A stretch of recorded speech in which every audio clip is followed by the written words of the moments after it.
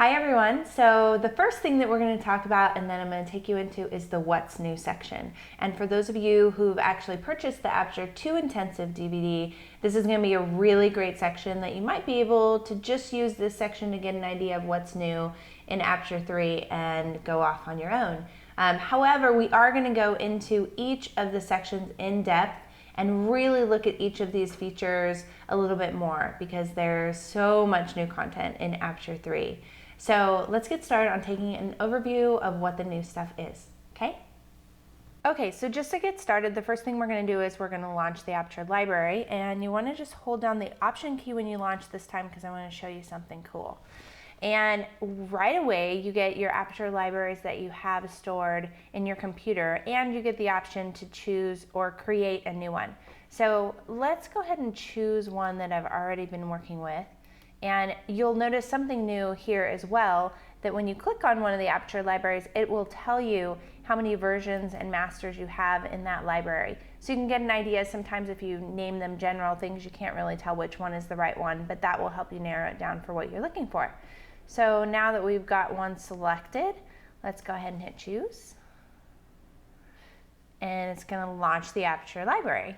And I've got a couple things in here already, but let me just tell you about a couple of the features that I think are going to be really great. And hopefully if you watch the Aperture 2 training, some of this will make sense and I'll explain everything in the best way I can. So we have some project structures in here that I had created in the past that we used in our current workflow. And one of the new things that they have in Aperture 3 is that you can now duplicate the project structure right from in this window. So if you have these two projects already set up for engagement and wedding, we also have a portrait and a commercial project already ready to go as well, then you can just drop down here and right click on the project, and then you're going to hit duplicate project structure. And for the event that you want to pull in, you can change the name of this, and we've already got it set up so that we remember exactly what the structure needs to look like, which is wedding date and then the couple's name and then whether it's a wedding or an engagement or something like that. So let's do their wedding date here and their names. Perfect. So now that we've got that ready to go, we're going to go and take a look at the brand new import dialog box. All right, I'm going to hit import up here, but there is also a shortcut key.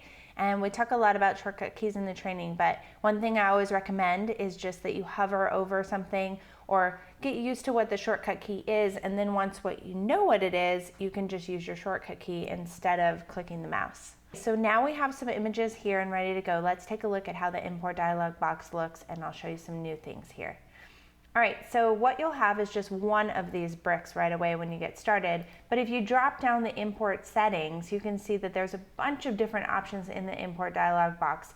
And the cool thing is that whatever you do here will stick for the next time that you come in. So if I decide that I want to always see the file info, I can put that in there, and then the next time I come in, it'll be there and ready to go. So let's take a look at each of